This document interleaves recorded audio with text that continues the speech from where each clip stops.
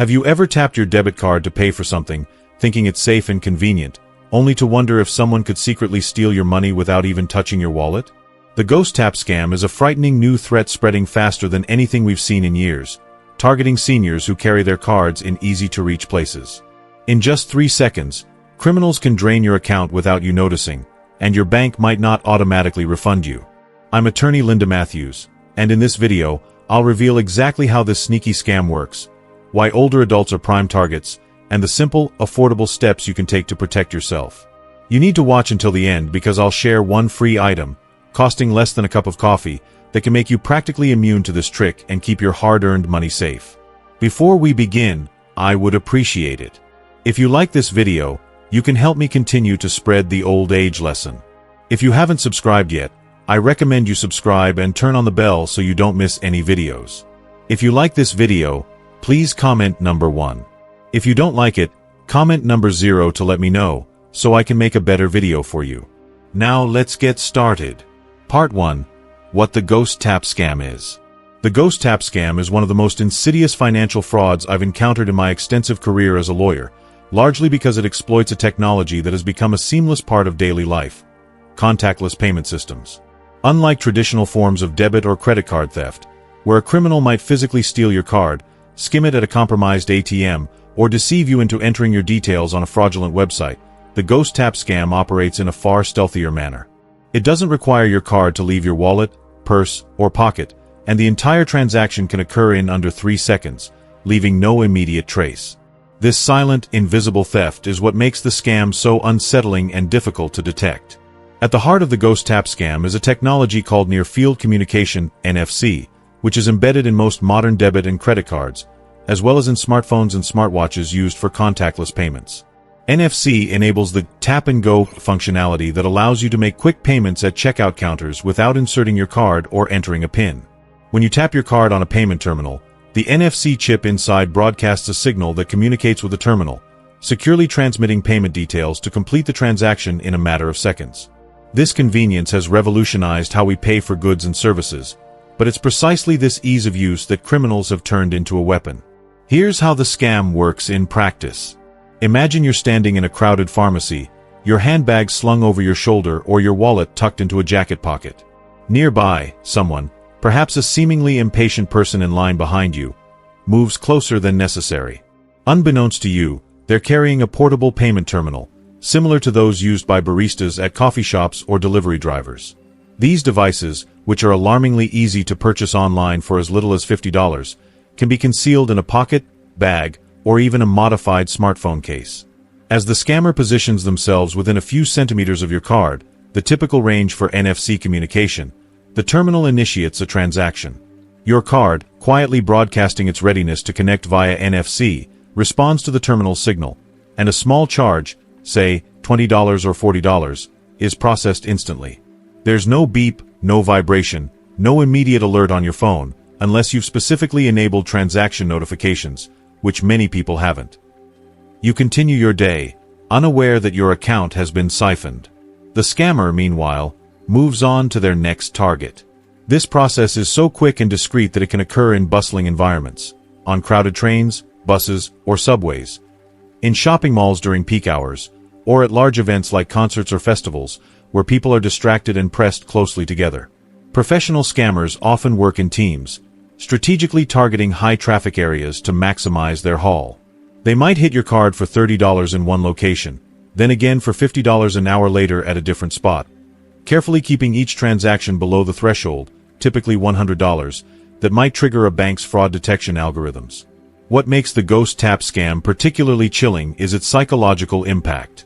Because no card is physically stolen, no PIN is entered, and no obvious skimming device is used, victims often don't realize they've been targeted until days or even weeks later. When they finally check their bank account and notice a series of unfamiliar charges, $25 here, $45 there, they may initially question their memory. Did I buy something and forget? They wonder. This self-doubt is exactly what scammers rely on. In some cases, victims may not even report the charges, assuming they made the purchases themselves. Even when fraud is suspected, proving it can be challenging, as there's often no physical evidence of the theft, and banks may initially dismiss the claims as user error. The technology behind the scam is deceptively simple, yet its implications are profound. NFC-enabled cards are always on, broadcasting their availability to connect with any compatible device within range. While banks and card issuers have implemented security measures, like encryption and tokenization to protect payment data, the Ghost Tap scam exploits the very accessibility of the system. Criminals don't need to hack sophisticated systems or steal sensitive information. They simply need proximity and a cheap, widely available device. This combination of technological vulnerability and human distraction creates a perfect storm for fraudsters, making the Ghost Tap scam a growing threat in an increasingly cashless world. Part 2. Why older adults are being targeted. From a criminal's perspective, older adults are particularly vulnerable to the Ghost Tap scam, and this troubling trend has surged over the past year. This isn't because seniors are inherently careless.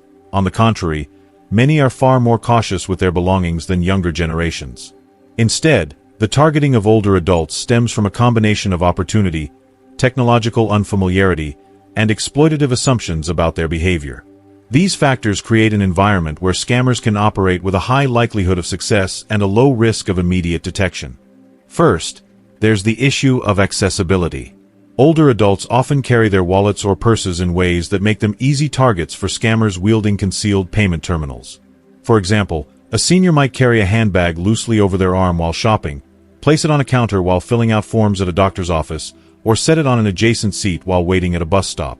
These everyday habits, which reflect routine rather than negligence, provide scammers with opportunities to get close enough to initiate a contactless transaction. In crowded settings, a scammer can subtly brush past or stand near their target without arousing suspicion, as their actions blend seamlessly into the chaos of a busy environment. Second, there's a gap in technological awareness that scammers exploit. While most older adults are familiar with tap-and-go payments, having adopted contactless cards for their convenience, many are unaware of the risks associated with NFC technology. The assumption that a payment can only occur if a card is physically handed over or swiped persists among some seniors, who may not realize that their card is constantly emitting an NFC signal, ready to connect with any compatible device. This lack of awareness is compounded by the fact that disabling NFC on a card isn't always straightforward. It often requires requesting a non-contactless card from the bank, a step many people don't know to take. As a result, scammers can target seniors with confidence, knowing that their victims are unlikely to suspect that a payment could be made without their knowledge. Scammers also strategically choose environments frequented by older adults to maximize their opportunities. Community centers, grocery stores during weekday mornings, when seniors are more likely to shop, libraries, pharmacies, and even senior living facilities are prime hunting grounds. In these settings, scammers can blend in as ordinary customers, delivery workers, or even staff members by wearing fake lanyards or uniforms to deflect suspicion. They exploit the fact that older adults in these environments are often focused on other tasks, reading a label, chatting with a neighbor, or organizing their belongings, making them less likely to notice someone standing unusually close. In one case I handled, a scammer posed as a volunteer at a community center, casually mingling with seniors during a social event while using a concealed terminal to process dozens of small transactions throughout an afternoon. Finally, there's a cruel perception problem at play. Scammers often assume, sometimes incorrectly, that older adults are less likely to monitor their bank accounts closely or use mobile banking apps to check for unauthorized charges in real time. This gives criminals a longer window to repeatedly target the same victim before the fraud is discovered. In some instances, seniors may not notice the charges until they receive their monthly bank statement, by which time the scammer may have siphoned off hundreds of dollars in small, incremental transactions. Even when victims do notice irregularities, they may hesitate to report them, either because they're unsure how the fraud occurred or because they fear being dismissed by banks or family members.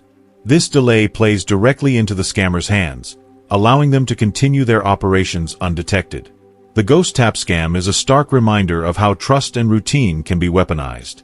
Older adults, who often value consistency and familiarity, are targeted not because they're careless but because their habits and environments make them accessible. By exploiting the very technology designed to make life easier, scammers prey on the unsuspecting, turning a tool of convenience into a mechanism of theft. For seniors, the consequences are not just financial but emotional, as the realization that their trust in everyday systems has been violated can leave them feeling vulnerable and betrayed. If you are still watching this video and finding these lessons useful, Please comment number 1 below to let me know that you are still watching this video with me. Thank you for your valuable time. Part 3. The legal gray area and why banks sometimes refuse refunds. As someone with a legal background, I've seen firsthand how the assumption that banks will automatically refund fraudulent transactions can lead to frustration. While banking laws in many countries, including the United States, Australia, Canada, and the United Kingdom, are structured to protect consumers from unauthorized transactions, the reality is far more complex than most people realize. The promise of consumer protection often comes with fine print that can leave victims of scams like the ghost tap scam fighting an uphill battle.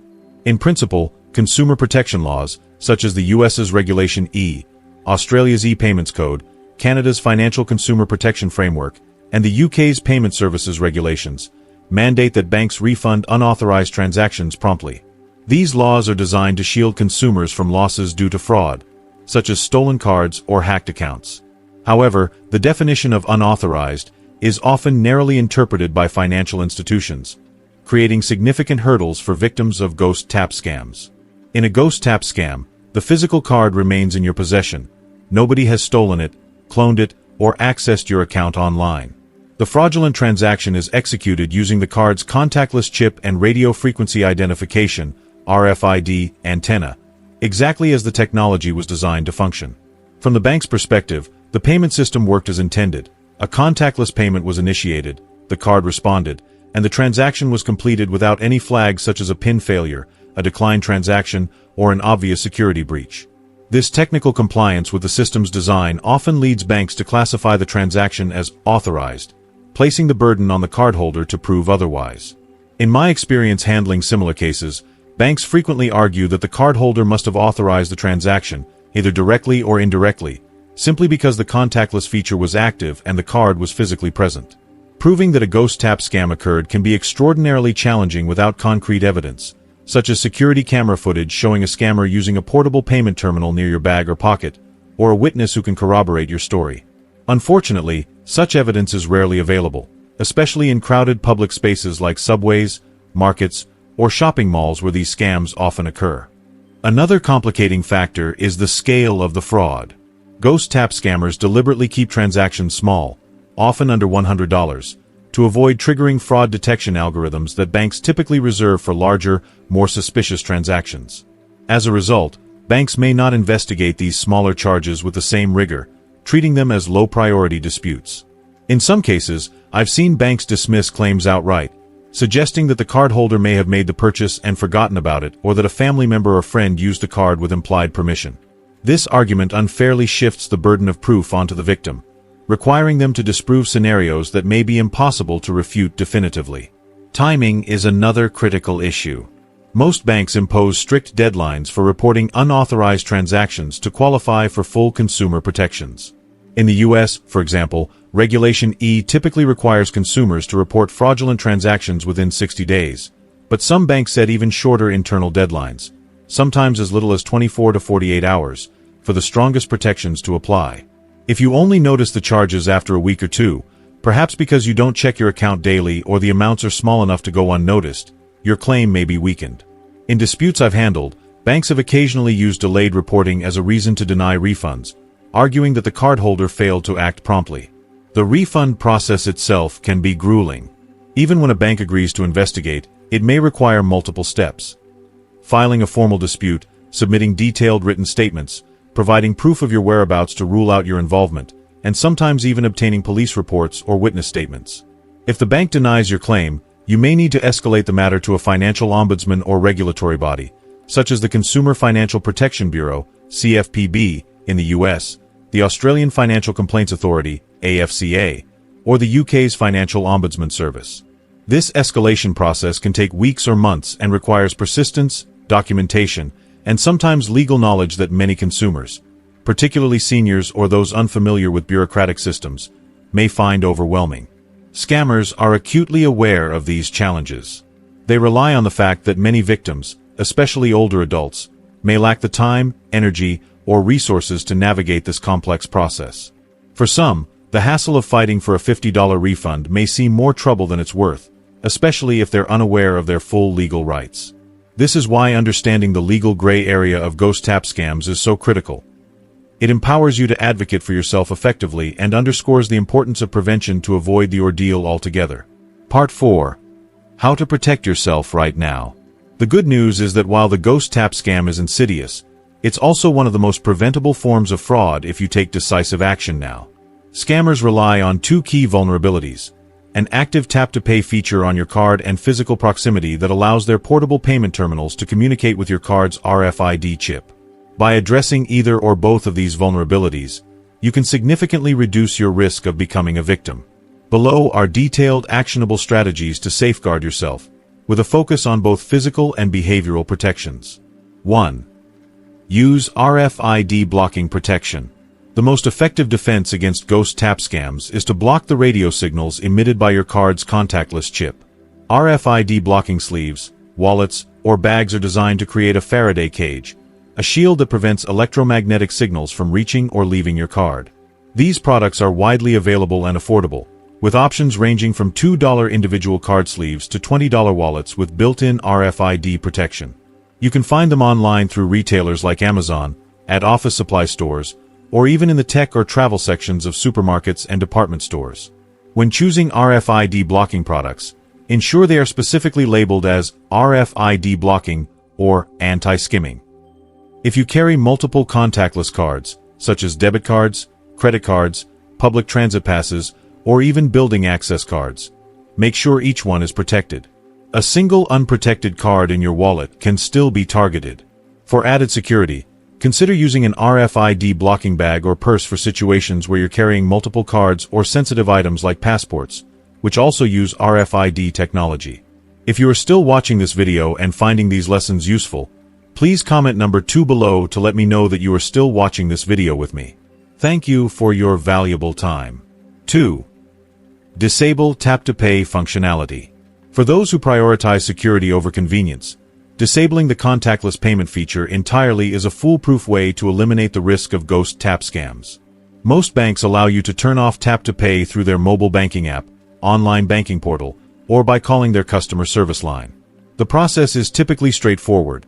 Navigate to your card settings in the app, locate the contactless payment option, and toggle it off.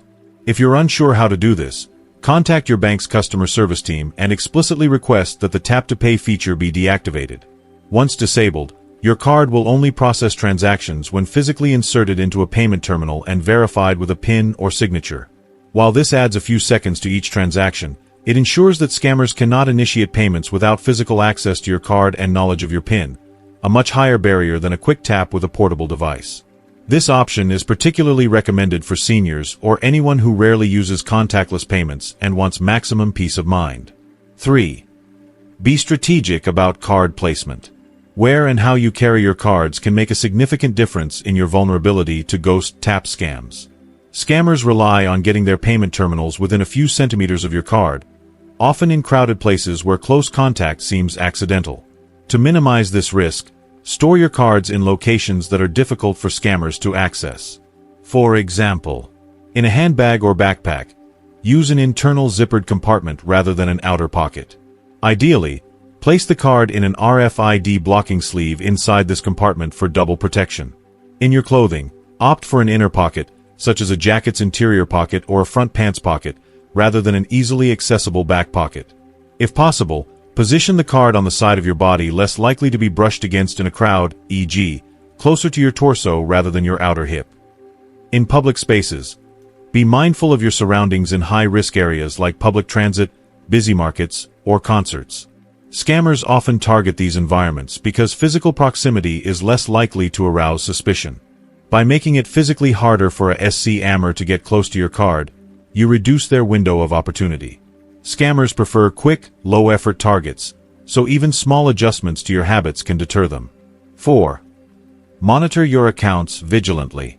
Building a habit of checking your bank accounts daily is one of the most powerful ways to catch ghost tap scams early. This doesn't require hours of effort, just a glance at your recent transactions via your bank's mobile app or online portal. Look for any charges you don't recognize, no matter how small.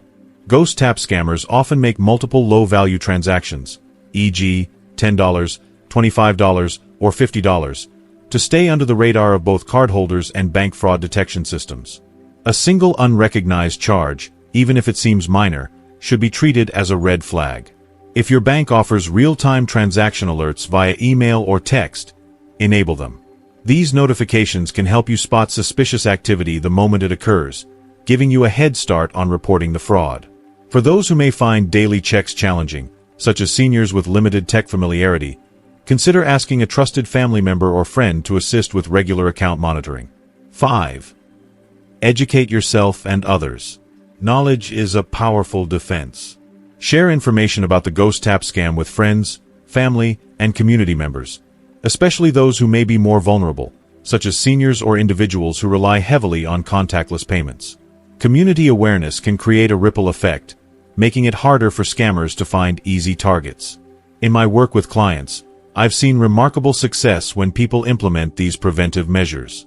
One client, a retiree who had been hit with multiple Ghost Tap charges over a month, adopted an RFID blocking wallet, disabled Tap to Pay, and began daily account checks. Over the next year, they reported 0 suspicious transactions. Prevention requires some initial effort, but it's far less stressful than recovering stolen funds after the fact. Part 5. What to do if you're a victim. Part 5. What to do if you're a victim of a Ghost Tap scam. Despite your best efforts, scams can still happen. If you discover unauthorized charges on your account due to a suspected Ghost Tap scam, acting quickly and methodically can make all the difference in recovering your money and preventing further fraud. Below is a step-by-step guide to navigating the aftermath of a Ghost Tap scam, based on my experience assisting clients through this process. 1. Contact your bank immediately. Time is critical when dealing with fraud. As soon as you notice an unauthorized transaction, call your bank's fraud or lost/stolen card hotline, typically printed on the back of your card or available on their website. This connects you directly to the team equipped to handle fraud cases. Be clear and assertive. Explain that you suspect contactless payment fraud, specifically a Ghost Tap scam, and request that the affected card be frozen to prevent further transactions. Ask the representative to initiate a dispute for the unauthorized charges and provide you with a dispute claim number. This number is your reference for all future communications about the case, so write it down and keep it safe. If possible, request that the bank send written confirmation, via email or letter, of your fraud report, including details of the disputed transactions and the date you reported them. This documentation is essential if the bank later disputes the timing or validity of your claim. 2. File a police report. While local police may not always have the resources to investigate small-scale fraud, filing a police report creates an official record of the crime. This can strengthen your case with the bank and is often required if you need to escalate the matter to a financial ombudsman or regulator. When filing the report, provide as much detail as possible, including the date, time, and location where you believe the scam occurred, e.g., a crowded train or shopping mall. The exact amounts and timestamps of the unauthorized charges. Any unusual encounters you recall, such as someone standing unusually close or brushing against you. A list of places you visited on the day of the scam, which may help narrow down where it happened. Some police departments allow you to file reports online, while others may require an in-person visit. Either way, keep a copy of the police report for your records. 3. Document everything. Thorough documentation can make or break your case. Start by taking screenshots of your bank account showing the unauthorized transactions, including dates, amounts, and merchant details. Keep a log of every interaction with your bank, including the names of representatives, dates, times, and summaries of what was discussed. Save all emails, letters, or text messages related to the case. If you visit a branch in person, request written acknowledgement of your visit. This level of organization serves 2 purposes. It helps you stay on top of the dispute process, and it provides a clear paper trail if you need to escalate the matter. In my experience, clients who maintained meticulous records were often able to resolve their disputes faster, as they could quickly counter any objections or inconsistencies raised by the bank. If you are still watching this video and finding these lessons useful, please comment number 3 below to let me know that you are still watching this video with me. Thank you for your valuable time. 4. Escalate if necessary. If your bank denies your refund request or delays the process excessively, don't give up. Request a written explanation of their decision, including the specific reasons for the denial. This document is critical for escalating your case to a higher authority. Depending on your country, you can file a complaint with the relevant financial ombudsman or regulatory body. United States, Consumer Financial Protection Bureau, CFPB, at consumerfinance.gov. Australia, Australian Financial Complaints Authority, AFCA, at afca.org.au. United Kingdom, Financial Ombudsman Service at financial-ombudsman.org UK. Canada, Ombudsman for Banking Services and Investments, OBSI, at obsi.ca. When filing a complaint, include all your documentation: the dispute claim number, police report, screenshots of transactions, and any correspondence with the bank. Be clear about the timeline of events and why you believe the bank's decision was unfair.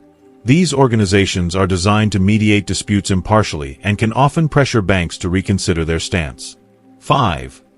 Replace your card. To prevent further unauthorized charges, request a new card from your bank with a different card number. Ensure that the new card either has the tap-to-pay feature disabled or is stored in an RFID blocking sleeve or wallet. If you suspect multiple cards were targeted, replace all affected cards. 6. Learn from the experience. After resolving the immediate issue, take steps to prevent future incidents. Review the protective measures outlined in Part 4 and implement any you haven't already adopted. Consider sharing your experience with others to raise awareness, particularly in your community or among vulnerable groups like seniors. By acting swiftly and systematically, you maximize your chances of recovering your money and holding scammers accountable. In cases I've handled, victims who followed these steps, contacting the bank immediately, documenting everything, and escalating when necessary, were often able to secure full refunds, even in initially resistant cases. Persistence and preparation are your greatest allies. That's everything you need to know about the Ghost Tap scam and how to protect yourself from this sneaky threat.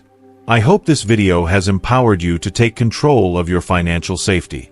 What have you learned so far? I'd love to hear about one key thing you've taken away from this video and how you plan to put it into practice in your life. Please share it in the comments below. If you found this video helpful, please leave your comment below, and don't forget to like, share, and subscribe to our YouTube channel for more tips to keep you safe and informed. Stay vigilant, and I'll see you in the next video.